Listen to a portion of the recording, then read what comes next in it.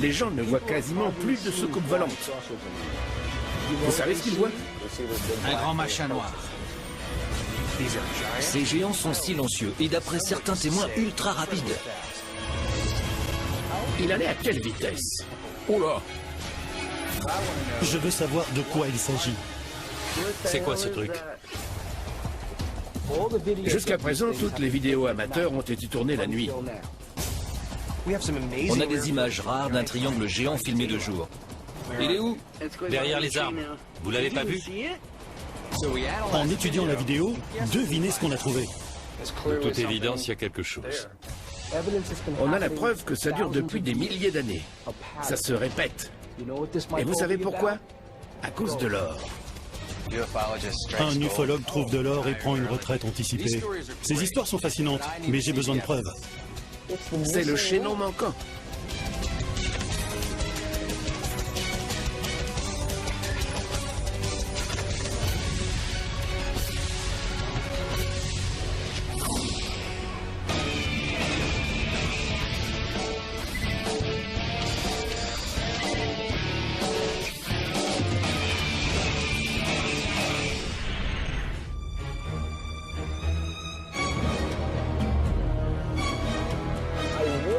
Je tiens à avoir une vue d'ensemble des triangles volants. J'ai vu les preuves, regardé les vidéos et entendu les témoins. Ces machines ne peuvent pas être l'œuvre de l'homme. Qu'est-ce qui prouve qu'elles sont extraterrestres? Il y a un nouveau parmi nous. Kevin Cook est un ingénieur mécanicien originaire de Philadelphie. Je vais avoir du pain sur la planche pour le convaincre. Ça pourrait être un aéronef militaire ultra perfectionné dont personne n'a entendu parler. Bien sûr, un aéronef militaire capable de planer, de rester stationnaire, de devenir invisible et de partir d'un coup à Mach 5 ou Mach 8. Sois réaliste. J'aime bien Kevin. Un événement similaire s'est produit il y a une vingtaine d'années. Des gens ont vu des triangles volants, mais c'était juste un bombardier furtif. Mais si ça se trouve, on a encore affaire à un avion expérimental. Il ne s'agit pas forcément d'un ovni. Kevin est comme la plupart des scientifiques et des ingénieurs. Il vient d'un monde où la pensée pratique domine. Il ne croit que ce qu'il voit. Si vous voulez une preuve, pas de problème. On va dans un endroit célèbre pour ces apparitions d'ovnis triangulaires. Je sais qu'ils existent parce qu'il y a 2 ans, j'y ai rencontré un observateur du ciel qui a filmé un triangle de jour pendant que j'étais là. Tu l'as vu? Oui. Enfin non, mais j'étais avec le type qui filmait quand c'est arrivé. Et je sais que ce n'est pas une hallucination. Ce sera compliqué. Je n'ai pas beaucoup de preuves concrètes à disposition. Je travaille principalement sur les théories de Bill et Pat. Mais rien ne prouve qu'ils n'exagèrent pas. Alors moi je dis, gardons les pieds sur terre. Au cours de cette enquête, on va entendre des témoignages qui convaincront les plus grands sceptiques que les triangles volants existent bel et bien et qu'ils ont un lien indéniable avec les extraterrestres. Je pense qu'on va même découvrir la raison de la présence de ces visiteurs. Il faut qu'on arrive à montrer à Kevin ce qui existe, ce que les documents disent, ce que les témoins affirment et ce que les images montrent. Si on parvient à faire en sorte qu'il voit les choses telles qu'elles sont, cela donnera une caution scientifique à notre enquête.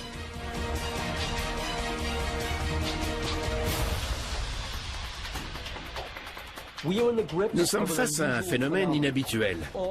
Partout dans le monde, des triangles géants ont été vus. Les observations les plus célèbres ont eu lieu en Belgique en 1989, à Phoenix dans l'Arizona en 1997 et à Tinley Park dans l'Illinois en 2004. Toute la nuit. Mais un nouvel élément est venu compléter notre enquête sur ces mystérieux aéronefs. Nous avons découvert des images inédites, tournées en plein jour, dans une région de Californie appelée Triangle Alley. J'ai vu 3 lueurs en forme de triangle, très brillantes. Ces appareils sont immenses et ils volent si lentement que s'ils étaient normaux, ils s'écraseraient par terre.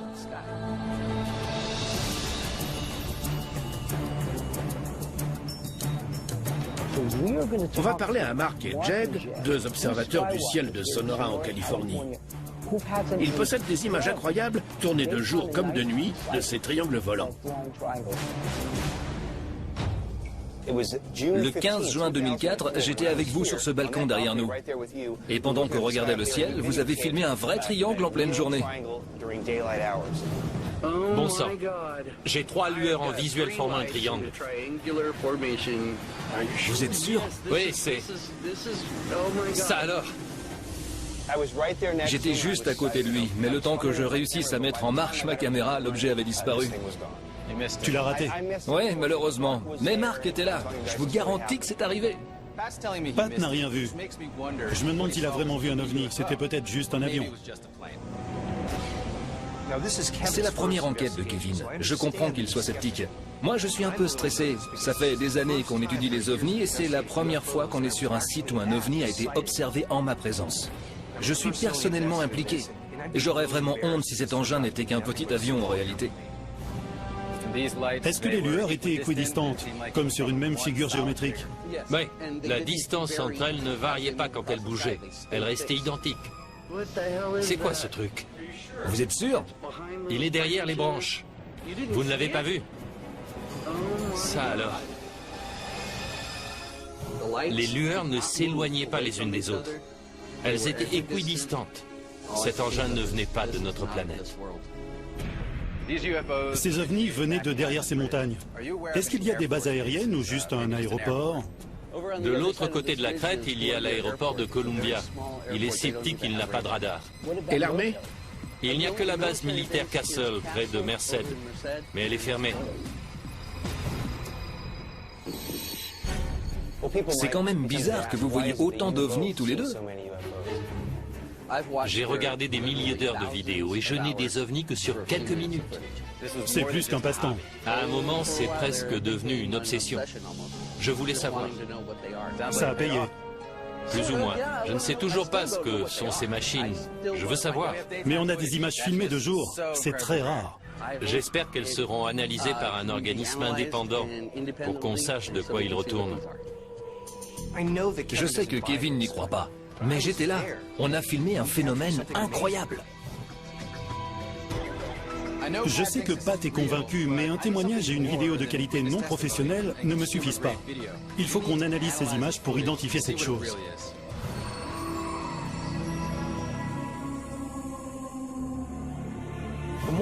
La vidéo de Mark Olson est très intéressante. Non seulement en tant que telle, mais aussi parce qu'elle rappelle beaucoup les images tournées en Belgique en 1989.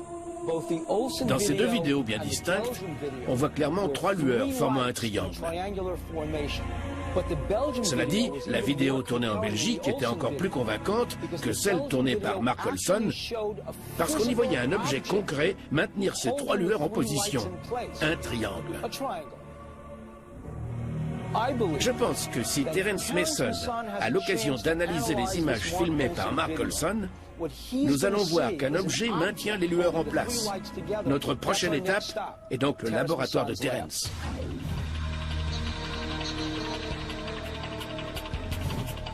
Terence est un expert en traitement de l'image. Grâce à un logiciel de capture de mouvement, il va isoler et stabiliser les lueurs filmées en journée par Mark Olson. Ensuite, on étudiera la vidéo image par image pour avoir des réponses à nos questions. Tout d'abord, j'ai rogné la majeure partie de l'image afin qu'on puisse se concentrer sur l'objet lui-même et qu'on puisse le stabiliser. Il ne fait aucun doute qu'il a une forme figée. Sur ces 4 secondes et demie d'image, on assiste à un vol acrobatique de très haute précision. Vous allez voir une sorte de mouvement pendant ce laps de temps. Est-ce qu'on peut exclure une possibilité évidente comme la présence d'un hélico? Sans certitude absolue, je peux établir une longue liste d'éléments qui disent qu'on n'est pas en présence d'un aéronef conventionnel. Passons de l'image en mouvement à des images fixes isolées. Après analyse selon les procédés habituels, regardez le résultat. On distingue nettement la présence d'une structure au centre des 3 lueurs. Et là, il y a un triangle noir. De toute évidence, il y a quelque chose.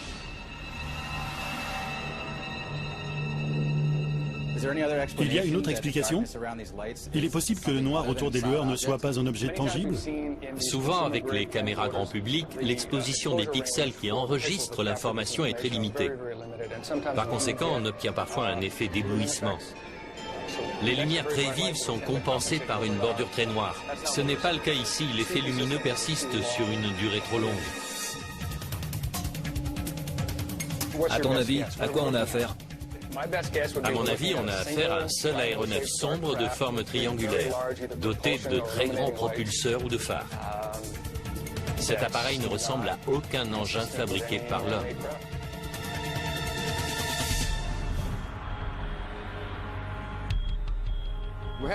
Direction Lions Bald Mountain, au cœur de la Triangle Alley. L'endroit idéal pour voir ce que Mark Olson a filmé, avec un peu de chance. Cette zone s'étend sur 560 km dans la Sierra Nevada. Elle va de Sonora, en Californie, le pays de la ruée vers l'or, jusqu'au mont Shasta, au nord. Je vais être franc avec toi. Regarder le ciel à la recherche d'ovnis m'angoisse. Mais j'ai encore plus peur de glisser sur ces rochers. Beaucoup de pierres sont instables. C'est pentu. Le sol est couvert de neige par endroits. Et on porte des sacs lourds, pleins de matériel. Pat aime les grands espaces, moi je préfère la ville. Je ne m'attendais pas à partir à l'aventure comme ça. Si Mark a raison et qu'il y a plein d'ovnis ici, on va sûrement voir quelque chose. Beaucoup disent que les extraterrestres n'existent pas, mais ce sont les mêmes personnes qui n'ont jamais pris le temps d'observer le ciel. Nous, on va tenter le coup et passer la nuit dehors pour voir si ça donne quelque chose. Ici? Très bien. Bon, les crêtes sont là et la mine d'argent ici. C'est un bon point de vue. Je ne pense pas qu'on puisse faire mieux. J'installe la caméra. Tu veux bien t'occuper du GPS? Oui.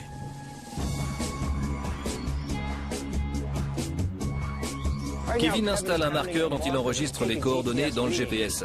C'est bon. Ainsi, quand on étudiera les données, on saura exactement où on était si jamais on voit un triangle ce soir.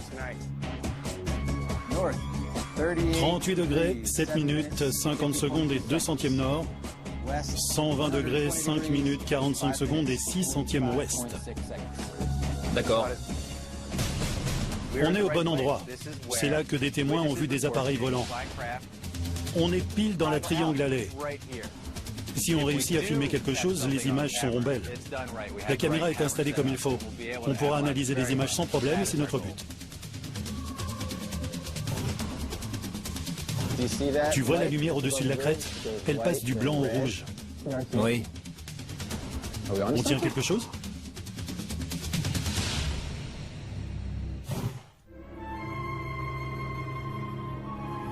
Je regardais les étoiles quand tout à coup, j'ai vu quelque chose de forme triangulaire.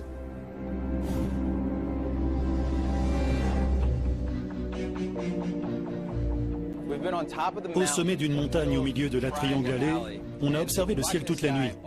On espérait trouver la preuve tangible de l'existence des triangles volants. On voulait les voir de nos yeux et les filmer. Franchement, je pense qu'on devrait surtout concentrer notre attention sur l'horizon et non en l'air. La plupart des témoins ont vu l'objet venir de derrière les montagnes avant de disparaître derrière de nouveau, en l'espace de quelques secondes. S'il y a du mouvement, notre regard sera automatiquement attiré. Oui, j'espère. Il fait sombre. C'est la première fois que je passe une nuit aussi froide à chercher des ovnis. Une chose est sûre, notre esprit va nous jouer des tours. Tu vois la lumière au-dessus de la crête? Elle passe du blanc au rouge. Oui. On tient quelque chose? On a vu quelque chose de non identifié dans le ciel. Ça brille et ça bouge très lentement. Peut-être une étoile. On dirait que ça bouge, mais je ne suis pas sûr. L'objet est juste au-dessus de la crête et sa lumière vacille. Je pense qu'il s'agit d'une étoile. Il se trouve que j'ai une petite application sur mon téléphone avec une cartographie du ciel. Elle nous dira de quelle étoile il s'agit si jamais c'en est une. Il faut faire un calibrage. Il y a Orion ici. Je positionne mon téléphone et j'attends la réponse. Bon, d'après mon application, cette étoile pourrait être Pollux. La nuit est bien avancée et on a vu des choses. Mais pour l'instant, il s'agissait seulement d'avions, de satellites et d'étoiles. Nos yeux nous jouent des tours. Je comprends tout à fait pourquoi les gens sont surexcités, parce qu'ils voient dans le ciel, alors qu'il y a une explication toute simple en réalité.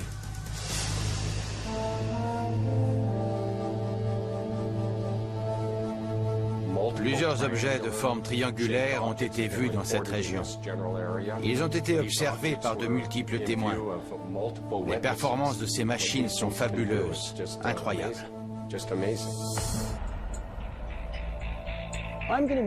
J'ai rendez-vous avec Ruben Uriarte, le directeur du MUFON de Californie du Nord. Il étudie l'histoire des ovnis de la région. Il a constitué une base de données particulièrement exhaustive. Grâce à lui, on aura une vue d'ensemble de ces triangles volants. On saura de quoi il s'agit et qui les pilote. On a plein de témoignages oculaires avec une nette augmentation concernant les triangles en particulier. Les observations ont eu lieu dans ce qu'on appelle la Triangle Alley, qui va de la Californie du Sud jusqu'à la frontière de l'État de Washington. Le Nevada est juste à côté. Ensuite, la zone 51 se trouve à 420 km. Et le centre d'essai de Tonopah, dédié à des opérations secrètes, est à 320 km. Le centre d'essai du Nevada n'est qu'à 300 km. C'est une distance très courte pour des aéronefs qui volent à Mach 5 et plus. Dans la région de la Triangle Alley, plus de 60 ovnis de forme triangulaire ont été observés, et ce, rien que depuis l'an 2000. Cela fait beaucoup pour une région aussi peu peuplée.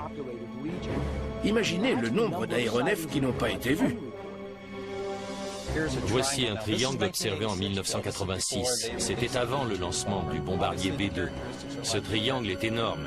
Et quand il a survolé une 4 voies, il faisait toute la largeur. Où a été prise la photo? Au nord d'ici, à Corning. Ce qui est très intéressant, c'est que l'objet faisait du surplace. Les témoins ont eu l'occasion de l'observer en détail pendant plus d'une demi-heure. L'engin de Corning ressemble à ceux qui ont été filmés des centaines de fois dans le Triangle Alley. Il possède 3 lumières. 3 lumières qui ont l'air séparées, mais qui sont dans une configuration rigide. Ces appareils font du surplace. Ils n'émettent aucun bruit. Puis d'un coup, ils filent à une vitesse incroyable. Il faut qu'on trouve le dénominateur commun entre ces différents appareils. Il me rappelle Phoenix. Oui, il a les caractéristiques habituellement décrites. Grand et silencieux. Il ne faut aucun bruit, bordé de lumière. Elles illuminaient l'engin. Un gros phare. Éblouissant. Quand on compare ces engins à des avions ou à des hélicoptères, on voit qu'ils se comportent totalement différemment. Ça fait longtemps qu'ils existent. On pense que ça remonte aux grandes observations d'Aérostat en 1896-1897. De San Francisco à Sacramento et même jusque dans la région de Stockton, des mineurs ont vu d'étranges objets dans le ciel, d'étranges étoiles. L'autre chose qui fait la spécificité de cette région, c'est son réseau de grottes qui traverse tout l'État, et en particulier ici, sur plusieurs centaines de kilomètres en direction du mont Shasta. C'est le pays de l'or. Quand Ruben a parlé d'or, je me suis arrêté net. De l'or? La clé du mystère serait si simple. Les êtres ou les choses qui pilotent ces triangles sont peut-être intéressés par l'or. On s'est beaucoup intéressé aux extraterrestres, mais au final, peut-être que la clé du mystère se trouve sous terre. L'or est un matériau très conductible. On l'utilise dans les circuits électriques. On devrait donc regarder sous nos pieds en même temps qu'on regarde au-dessus de nos têtes. Peut-être qu'on trouvera quelque chose en sous-sol susceptible d'attirer les ovnis. Sonora est un carrefour qui agit comme un phare. En résumé, il n'y a pas que Sonora qui est concerné, mais toutes les montagnes de la Sierra Nevada. Il n'y a pas que des triangles, mais toutes sortes d'appareils. Le phénomène n'est pas récent, il dure depuis un siècle. Et finalement, c'est peut-être l'or contenu dans ces montagnes qui attire les triangles volants depuis plus de 100 ans.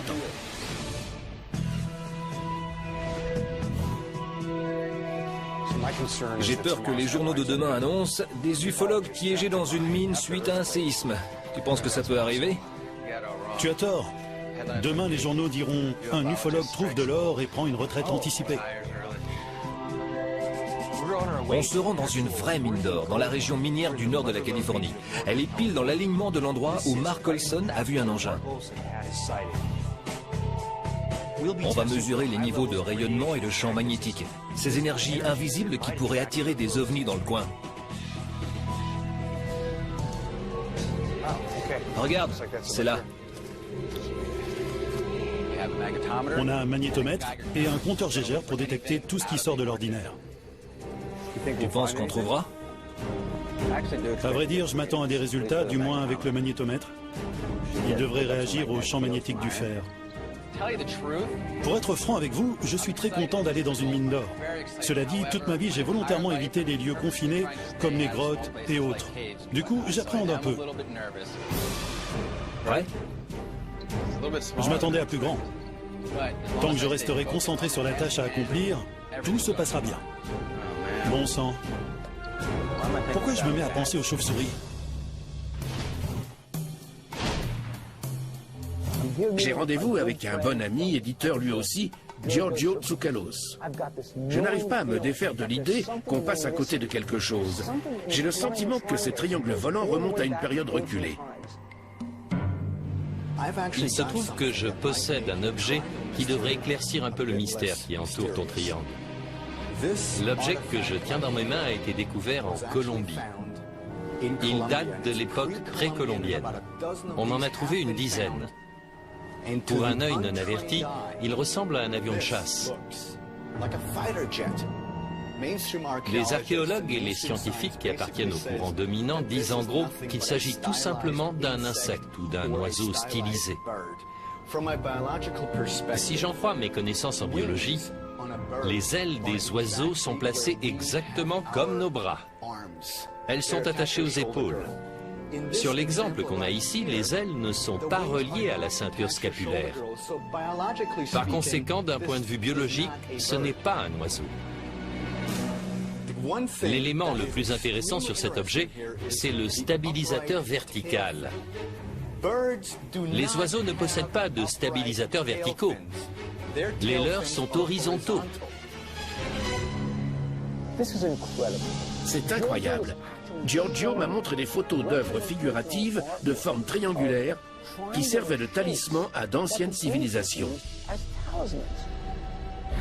Comment est-il possible qu'un peuple précolombien vivant il y a 1500 ans puisse comprendre le rôle d'un stabilisateur vertical en aérodynamique? À moins qu'il n'ait vu quelque chose qu'il était dans l'incapacité d'expliquer totalement. Par conséquent, non seulement il a beaucoup écrit dessus, mais il l'a aussi reproduit. Le but, c'était que les descendants de ce peuple aient la possibilité d'observer ces objets, afin que personne n'oublie ce qui s'était passé à l'époque des anciens. Tu te rends compte? C'est le chaînon manquant. C'est l'élément qui fait le lien entre les triangles observés par d'anciennes civilisations et ceux observés par nous. En fait, on a fait de l'ingénierie inverse pour nos propres aéronefs. Soit des êtres venus d'ailleurs voyager avec ces appareils, soit, encore plus fascinant, quelqu'un a voyagé dans le temps.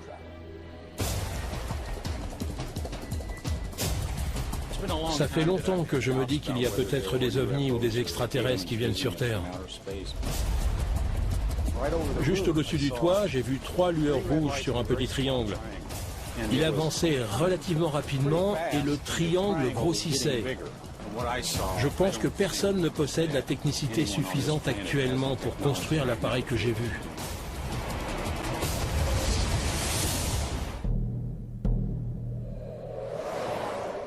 Il s'agit d'un filon.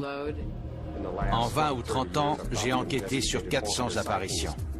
J'essaie de comprendre pourquoi ils viennent. Je voyais ça plus large. Oui, et plus haut. Nous sommes en Californie pour savoir si les extraterrestres procèdent à l'extraction de notre or dans le but d'alimenter leur vaisseau en électricité. Si c'est vrai, on devrait détecter des rayonnements et un champ magnétique élevé, comme ça a été le cas sur plusieurs lieux d'atterrissage d'OVNI. Bon, c'est parti. On s'enfonce dans la mine. Je le reconnais, je stresse un peu. Le boyau est sombre et étroit, et je suis sûr qu'il y a des chauves-souris. On dirait qu'on est au bout. Le boyau s'arrête là. Ce sera parfait. Je commence avec le compteur Geiger, avant de passer au magnétomètre, pour détecter une anomalie. Un compteur Geiger mesure la quantité de rayonnement ionisant par minute. Le niveau de rayonnement normal dans l'atmosphère est de 15 coups par minute. Les ufologues affirment qu'un taux de rayonnement anormalement élevé est l'effet résiduel de la présence d'ovnis. Si le taux de rayonnement est élevé dans la mine, je vous assure qu'on ne traînera pas à l'intérieur. Tu trouves? Non, tout est normal. Il y a peu de différence avec le niveau de rayonnement standard. Dans la mine, on n'a rien trouvé d'anormal. Tout était comparable au taux de rayonnement atmosphérique standard. Maintenant, on va essayer le magnétomètre. Il mesurera les variations du champ magnétique de la mine. Il a d'ailleurs été signalé que les ovnis étaient attirés par des champs magnétiques élevés.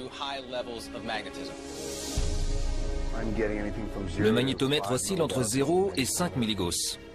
Il varie ou il reste stable? Il varie. Comme le compteur Geiger, le magnétomètre n'a indiqué aucune anomalie. Il n'y a rien à voir.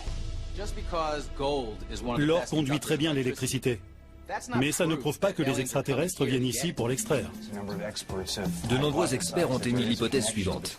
Il y aurait un lien entre les gisements de minéraux lourds, en particulier l'or, et la présence d'ovnis. Ce n'est qu'une théorie. Tu souris comme si tu te moquais. Tu crois que je suis fou? Pat a suggéré que si les ovnis survolaient nos montagnes, c'était en fait pour extraire les ressources naturelles dont ils ont besoin. J'ai l'impression d'être dans Star Trek. Je préfère largement me concentrer sur le compteur Geiger et le magnétomètre, à la recherche d'une activité normale, plutôt que de penser à l'étrange théorie de Pat. S'il existe vraiment des êtres venus d'une autre planète et qu'ils ont besoin de ressources, ça ne me paraîtrait pas illogique qu'ils s'approvisionnent chez nous. N'empêche que ça reste une théorie. Tout à fait. Mais elle mérite qu'on l'étudie de plus près, non? D'où notre présence. Cette enquête est passionnante, parce qu'on a beaucoup de pistes. Certaines sont des impasses et d'autres nous conduisent dans une mine d'or.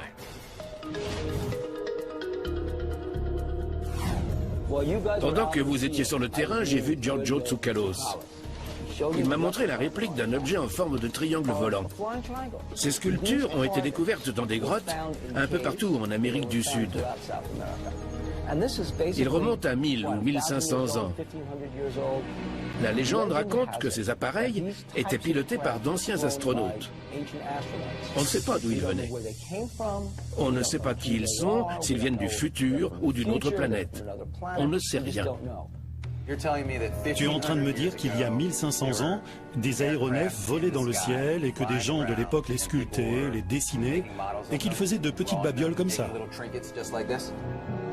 Les peuples indigènes vivant sur Terre ont reçu la visite d'anciens astronautes, arrivés à bord d'engins comme celui-ci, de forme triangulaire. Ils ont visité notre planète et transmis une partie de leur savoir. Il est possible que ce soit une machine à voyager dans le temps. Oh! Bill affirme que les anciens astronautes sont venus du futur avec des machines à voyager dans le temps. Voyager dans le temps est strictement impossible, du moins aujourd'hui. C'est de la pure science-fiction. À bord de leur vaisseau triangulaire, ils ont remonté le temps, rencontré d'anciens terriens et transmis leur savoir. Peut-être que c'est en rapport avec la religion ou un culte, on n'en sait rien. Attends, tu parles de voyage dans le temps ? Tu parles d'un engin futuriste qui permet d'aller dans le passé? Rien que ça? Il y a des preuves qui confirment? Ou c'est juste une théorie? Je te soutiens qu'il y a 20 ans, un officier de l'armée est allé dans le futur. Tout a été parfaitement documenté. Par contre, on n'a pas la preuve que ces vaisseaux venaient du futur. C'est pour ça que j'adore Bill. Il ose. Il y a 100 ans, les gens riaient à l'idée qu'on puisse voler dans des avions. Ils ont ri quand Charles Darwin a exposé sa théorie de l'évolution. Par conséquent, quand Bill émet l'idée du voyage dans le temps, je ne pense pas que ce soit risible. Peu importe ce qui a inspiré la forme de ce bibelot, c'est bien un triangle et il a l'air d'être aérodynamique. Je propose qu'on fabrique une maquette identique à cet objet. On la fera en polystyrène par exemple. On la propulsera dans les airs, comme un planeur, et on verra si elle plane. D'accord. Bonne idée.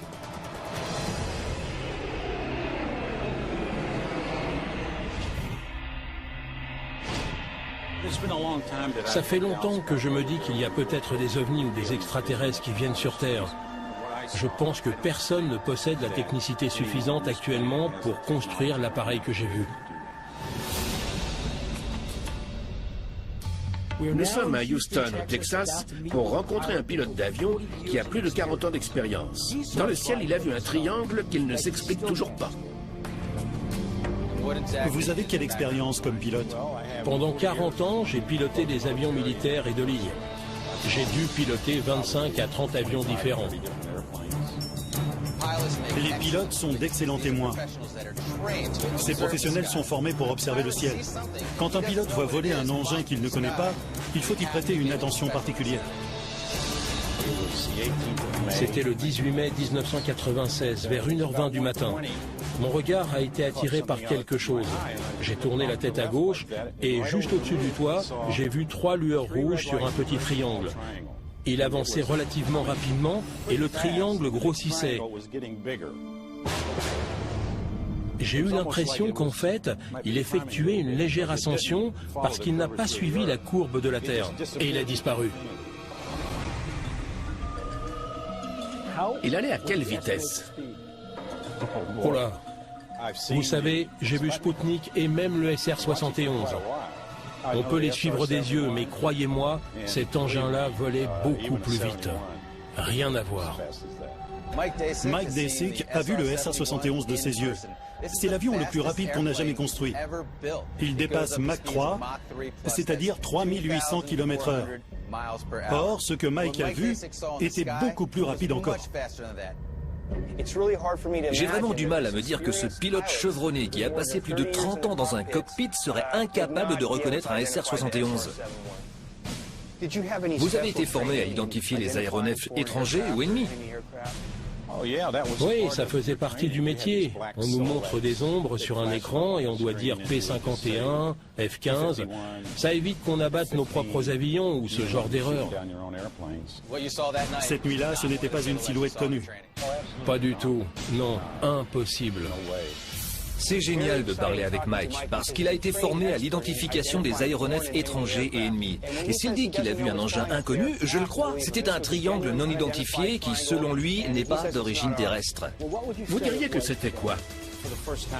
Pour la première fois de ma vie, je suis persuadé que j'ai vu quelque chose de très inhabituel. Auparavant, je ne croyais pas à l'existence des extraterrestres, mais depuis, j'ai changé d'avis et j'y crois. Franchement, je suis un peu perdu. Avant d'entendre ce témoignage, je pensais que ces fameux triangles étaient simplement des avions militaires. Mais maintenant, je ne sais plus quoi penser.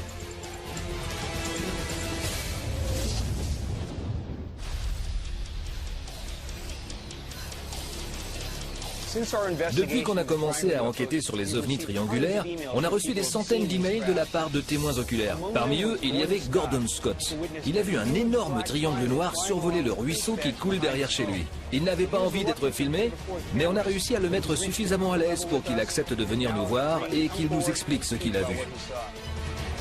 La première fois qu'on a vu cet engin, on a eu tellement peur qu'on a failli appeler les secours. L'incident a eu lieu le 15 août 2001, vers 20h30. On a couru dans le jardin et ce gros machin noir s'est approché. La lumière rouge située en dessous illuminait le ruisseau sur 30 mètres.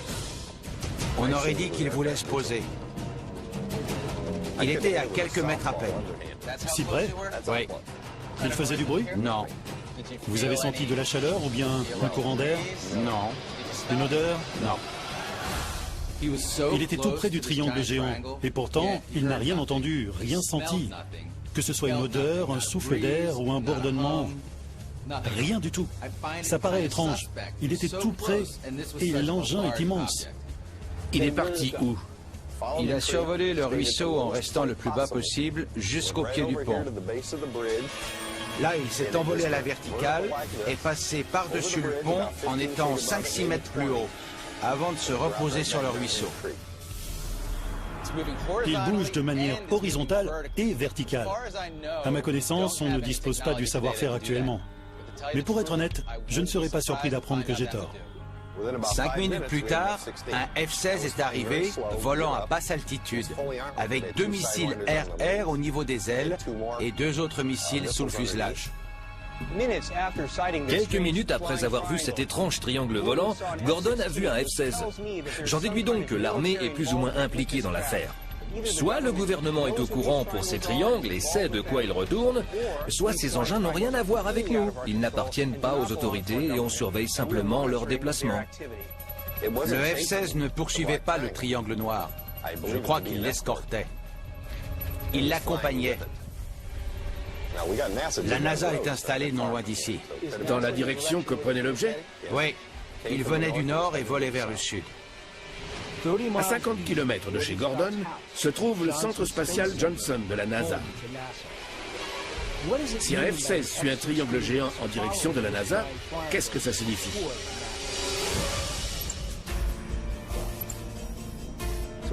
Que pensez-vous de ces 2 derniers témoignages qu'on a entendus? Ils étaient stupéfiants. À mon avis, Gordon a forcément vu un appareil militaire à cause de la basse altitude à laquelle il volait et du F-16. Ça paraît logique. Et s'il s'agissait d'un appareil hybride qu'on développait avec les extraterrestres? On travaillerait avec les extraterrestres pour fabriquer des triangles. On travaillerait en fait avec leur technique, pas avec eux. En gros, on ferait de l'ingénierie inverse façon zone 51. Si ça se trouve, on fait ça déjà depuis des années. Bill a une théorie. Les extraterrestres et les humains collaboreraient en faisant de l'ingénierie inverse. Je pense qu'il faut rester prudent concernant les théories qui affirment que les extraterrestres travaillent avec nous en secret.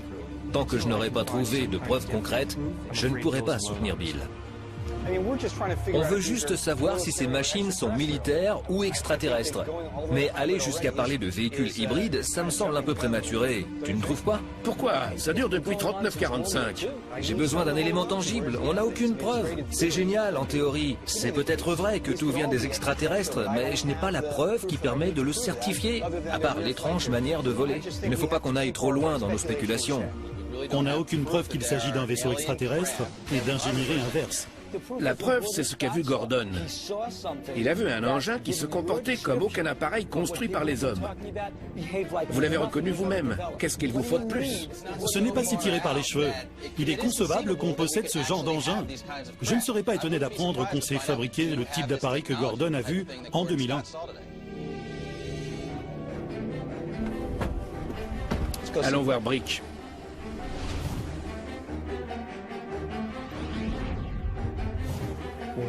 On a rendez-vous avec un spécialiste des effets spéciaux, Brick Price. C'est lui qui a fabriqué une maquette à partir du talisman que Giorgio m'a donné l'autre jour. On va enfin savoir si cet objet est capable de voler.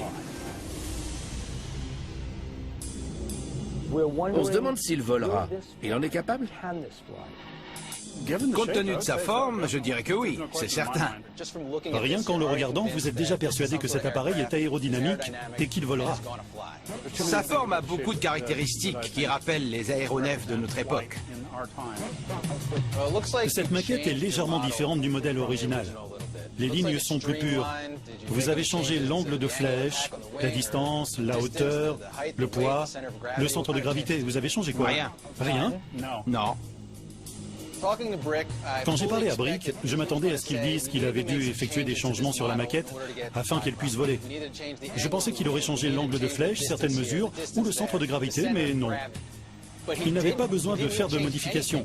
Apparemment, ce truc vole tout seul. J'ai hâte de voir ça. Ce qu'il y a d'intéressant sur la maquette, c'est que la surface balayée par les ailes est couverte en grande partie par la cellule.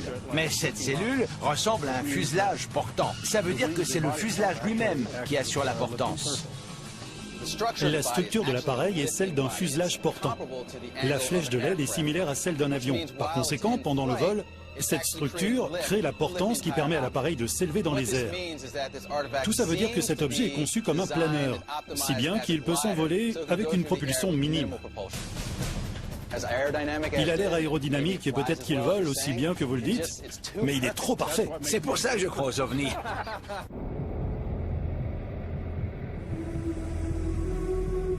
L'objet était de forme triangulaire.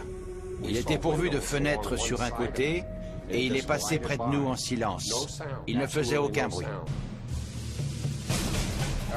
Allez, voyons voir s'il vole. Si la maquette vole, il faudra vraiment qu'on remette en question nos connaissances sur les anciennes civilisations et leur savoir. Il est possible qu'elles aient eu des connaissances dans le domaine de l'aérodynamique, qu'elles aient vu des machines volantes et peut-être même des engins extraterrestres.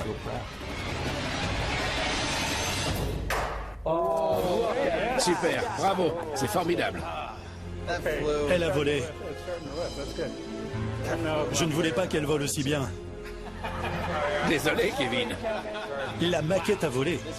Je ne m'attendais pas du tout à ce qu'elle vole aussi bien. Je suis en plein conflit intérieur. Je n'étais pas sûr que le bibelot avait été fait à partir d'un véritable aéronef. À présent, je ne sais plus quoi penser. Le talisman vole. Non seulement il vole, mais son aérodynamisme est si parfait qu'il décroche, se met en bonne position et atterrit. Nous avons la preuve qu'il existait des triangles volants autrefois. Cet appareil est conçu pour avoir le même angle d'attaque que les navettes spatiales à l'atterrissage. Tout à fait. Elle n'a pas du tout piqué du nez. Elle ne s'est pas retournée non plus. Elle n'a pas atterri sur sa queue non plus. Quand on a vu l'objet voler, sa queue s'est abaissée, son nez est monté et il a acquis de la portance. Franchement, il imite le comportement des navettes spatiales. Cela dit, une question se pose. Comment les civilisations précolombiennes vivant il y a 1500 ans ont pu concevoir un tel appareil, une sorte de planeur? Il existe une réponse qui n'est pas plausible, mais qui l'est toujours plus que les autres. C'est grâce au voyage dans le temps. Tu dois être impressionné par son aérodynamisme. C'est indéniable. Il s'agit de la réplique exacte de l'objet que m'a donné Giorgio l'autre jour. Ça en dit beaucoup sur ce qu'ont vu les anciennes civilisations. Un vaisseau extraterrestre, c'est possible. Rien ne va dans ce sens à mon avis. Je pense que ces objets anciens, ces petits bibelots, sont modelés d'après une sorte de jouet perfectionné et aérodynamique. Ça ne va pas plus loin que ça. Qu'est-ce qu'il y a? Il a vu cet objet voler, et même s'il a effectué un atterrissage parfait, Kevin doute de notre démonstration. Il prétend que ça ne prouve rien, que ça ne prouve pas l'existence d'anciens astronautes, ni que des triangles survolaient le ciel de l'Amérique du Sud il y a 2000 ans. Rien du tout. Réveille-toi, mon gars. J'aimerais que Bill prenne le temps de réfléchir à ce que prouve cette expérience. Ça n'a rien à voir avec des aérostats venus du futur ou d'une autre planète. Tout ce qu'on a prouvé, c'est que les anciennes civilisations avaient des connaissances en aérodynamisme. Et c'est déjà super en tant que tel. Je vais vous dire, à mon sens, ça veut dire qu'il y a longtemps, une ancienne civilisation a créé un objet parfaitement aérodynamique. En revanche, je ne sais pas du tout comment elle en a eu l'idée. On est dans l'impossibilité de le savoir, mais ça ouvre un champ des possibles. Ces gens ont-ils vu les mêmes vaisseaux triangulaires que ceux qu'on observe aujourd'hui? Il faut qu'on reste ouvert à cette possibilité.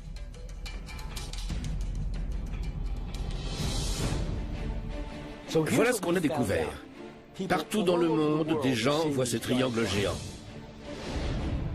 Les pilotes nous ont dit qu'ils étaient plus perfectionnés que tous les appareils connus à ce jour en termes de vitesse et de manœuvrabilité. Et nous avons la preuve que les civilisations anciennes ont peut-être vu des machines similaires. C'était la plus grosse pièce qui manquait au puzzle. Mais ce n'est pas fini. Nous venons de recevoir ces superbes images de triangles tournées à moins de 150 km d'où nous étions dans la Triangle Alley.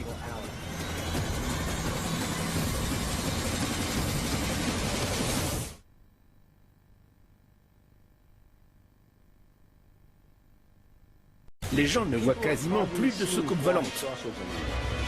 Vous savez ce qu'ils voient? Un grand machin noir. Ces géants sont silencieux et d'après certains témoins ultra rapides. Il allait à quelle vitesse? Oula! Je veux savoir de quoi il s'agit. C'est quoi ce truc? Jusqu'à présent, toutes les vidéos amateurs ont été tournées la nuit. On a des images rares d'un triangle géant filmé de jour. Il est où? Derrière les arbres. Vous l'avez pas vu?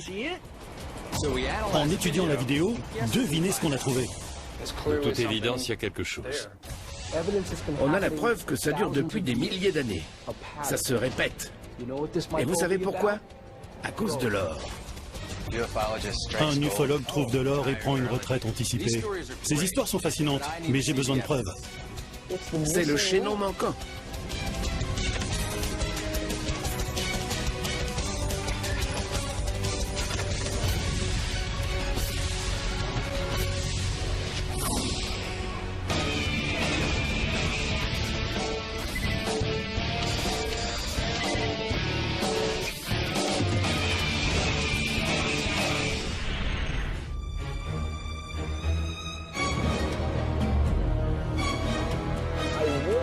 Je tiens à avoir une vue d'ensemble des triangles volants. J'ai vu les preuves, regardé les vidéos et entendu les témoins. Ces machines ne peuvent pas être l'œuvre de l'homme. Qu'est-ce qui prouve qu'elles sont extraterrestres? Il y a un nouveau parmi nous. Kevin Cook est un ingénieur mécanicien originaire de Philadelphie. Je vais avoir du pain sur la planche pour le convaincre. Ça pourrait être un aéronef militaire ultra perfectionné dont personne n'a entendu parler. Bien sûr, un aéronef militaire capable de planer, de rester stationnaire, de devenir invisible et de partir d'un coup à Mach 5 ou Mach 8. Sois réaliste. J'aime bien Kevin. Un événement similaire s'est produit il y a une vingtaine d'années. Des gens ont vu des triangles volants, mais c'était juste un bombardier furtif. Mais si ça se trouve, on a encore affaire à un avion expérimental. Il ne s'agit pas forcément d'un ovni. Kevin est comme la plupart des scientifiques et des ingénieurs. Il vient d'un monde où la pensée pratique domine. Il ne croit que ce qu'il voit. Si vous voulez une preuve, pas de problème. On va dans un endroit célèbre pour ces apparitions d'ovnis triangulaires. Je sais qu'ils existent parce qu'il y a 2 ans, j'y ai rencontré un observateur du ciel qui a filmé un triangle de jour pendant que j'étais là. Tu l'as vu? Oui. Enfin non, mais j'étais avec le type qui filmait quand c'est arrivé. Et je sais que ce n'est pas une hallucination. Ce sera compliqué. Je n'ai pas beaucoup de preuves concrètes à disposition. Je travaille principalement sur les théories de Bill et Pat. Mais rien ne prouve qu'ils n'exagèrent pas. Alors moi je dis, gardons les pieds sur terre. Au cours de cette enquête, on va entendre des témoignages qui convaincront les plus grands sceptiques que les triangles volants existent bel et bien. Et qu'ils ont un lien indéniable avec les extraterrestres. Je pense qu'on va même découvrir la raison de la présence de ces visiteurs. Il faut qu'on arrive à montrer à Kevin ce qui existe, ce que les documents disent, ce que les témoins affirment et ce que les images montrent. Si on parvient à faire en sorte qu'il voit les choses telles qu'elles sont, cela donnera une caution scientifique à notre enquête.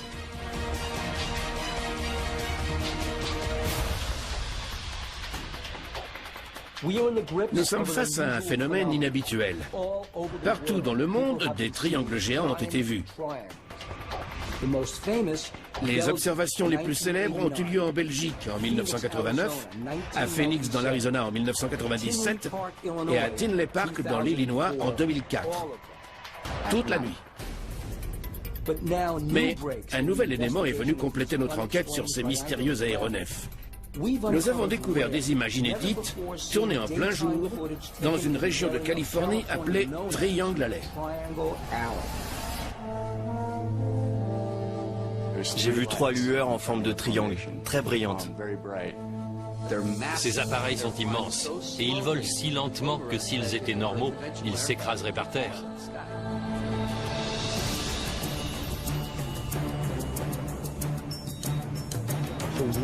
On va parler à Mark et Jed, 2 observateurs du ciel de Sonora en Californie. Ils possèdent des images incroyables, tournées de jour comme de nuit, de ces triangles volants. Le 15 juin 2004, j'étais avec vous sur ce balcon derrière nous. Et pendant qu'on regardait le ciel, vous avez filmé un vrai triangle en pleine journée. Bon sang, j'ai 3 lueurs en visuel formant un triangle. Vous êtes sûr? Oui, c'est... Ça alors? J'étais juste à côté de lui, mais le temps que je réussisse à mettre en marche ma caméra, l'objet avait disparu. Tu l'as raté. Oui, malheureusement. Mais Mark était là. Je vous garantis que c'est arrivé. Pat n'a rien vu.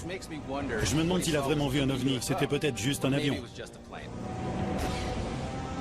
C'est la première enquête de Kevin. Je comprends qu'il soit sceptique. Moi, je suis un peu stressé. Ça fait des années qu'on étudie les ovnis et c'est la première fois qu'on est sur un site où un ovni a été observé en ma présence. Je suis personnellement impliqué. Et j'aurais vraiment honte si cet engin n'était qu'un petit avion en réalité. Est-ce que les lueurs étaient équidistantes, comme sur une même figure géométrique? Oui, la distance entre elles ne variait pas quand elles bougeaient. Elles restaient identiques. C'est quoi ce truc? Vous êtes sûr? Il est derrière les branches. Vous ne l'avez pas vu? Ça alors. Les lueurs ne s'éloignaient pas les unes des autres. Elles étaient équidistantes. Cet engin ne venait pas de notre planète. Ces ovnis venaient de derrière ces montagnes. Est-ce qu'il y a des bases aériennes ou juste un aéroport? De l'autre côté de la crête, il y a l'aéroport de Columbia. Il est si petit qu'il n'a pas de radar. Et l'armée? Il n'y a que la base militaire Castle, près de Merced. Mais elle est fermée. C'est quand même bizarre que vous voyez autant d'ovnis tous les deux. J'ai regardé des milliers d'heures de vidéos et je n'ai des ovnis que sur quelques minutes. C'est plus qu'un passe-temps. À un moment, c'est presque devenu une obsession. Je voulais savoir.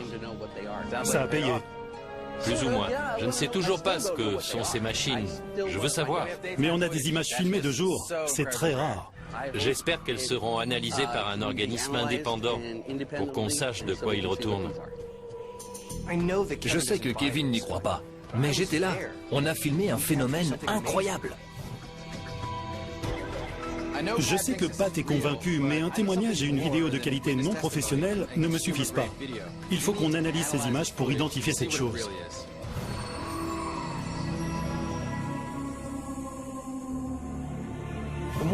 La vidéo de Mark Olson est très intéressante.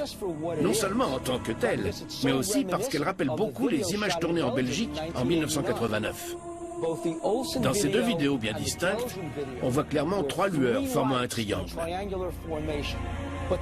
Cela dit, la vidéo tournée en Belgique était encore plus convaincante que celle tournée par Mark Olson, parce qu'on y voyait un objet concret maintenir ces trois lueurs en position, un triangle. Je pense que si Terence Mason a l'occasion d'analyser les images filmées par Mark Olson, nous allons voir qu'un objet maintient les lueurs en place. Notre prochaine étape est donc le laboratoire de Terence.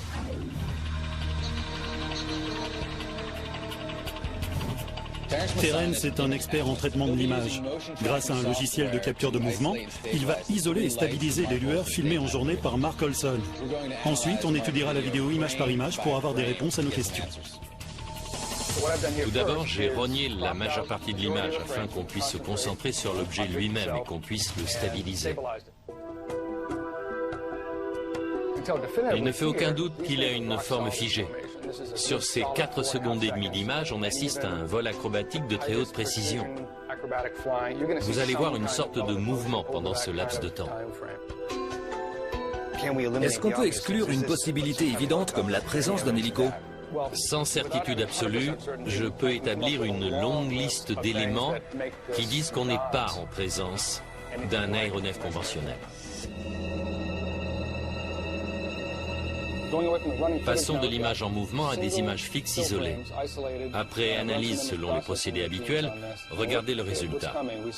On distingue nettement la présence d'une structure au centre des 3 lueurs. Et là, il y a un triangle noir. De toute évidence, il y a quelque chose.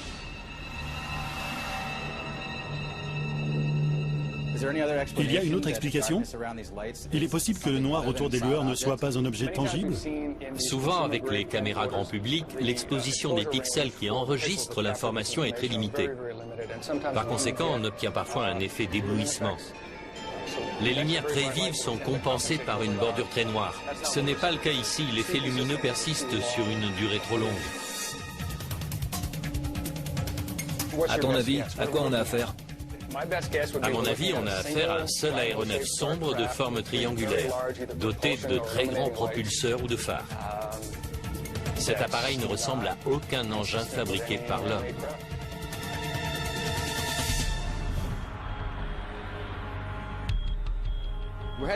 Direction Lions Bald Mountain, au cœur de la Triangle Alley. L'endroit idéal pour voir ce que Mark Olson a filmé, avec un peu de chance. Cette zone s'étend sur 560 km dans la Sierra Nevada. Elle va de Sonora, en Californie, le pays de la ruée vers l'or, jusqu'au mont Shasta, au nord. Je vais être franc avec toi. Regarder le ciel à la recherche d'ovnis m'angoisse. Mais j'ai encore plus peur de glisser sur ces rochers. Beaucoup de pierres sont instables. C'est pentu. Le sol est couvert de neige par endroits. Et on porte des sacs lourds, pleins de matériel. Pat aime les grands espaces, moi je préfère la ville. Je ne m'attendais pas à partir à l'aventure comme ça. Si Mark a raison et qu'il y a plein d'ovnis ici, on va sûrement voir quelque chose. Beaucoup disent que les extraterrestres n'existent pas, mais ce sont les mêmes personnes qui n'ont jamais pris le temps d'observer le ciel. Nous, on va tenter le coup et passer la nuit dehors pour voir si ça donne quelque chose. Ici? Très bien. Bon, les crêtes sont là et la mine d'argent ici. C'est un bon point de vue. Je ne pense pas qu'on puisse faire mieux. J'installe la caméra. Tu veux bien t'occuper du GPS? Oui.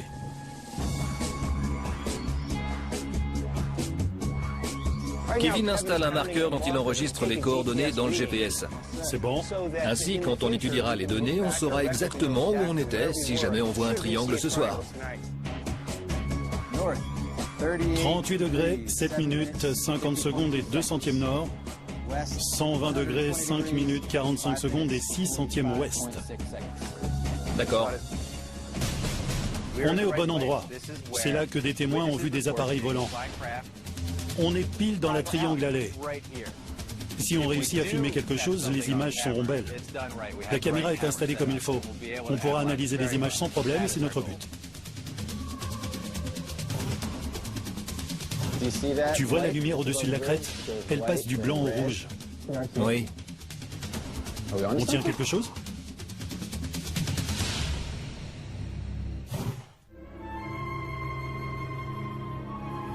Je regardais les étoiles quand tout à coup, j'ai vu quelque chose de forme triangulaire.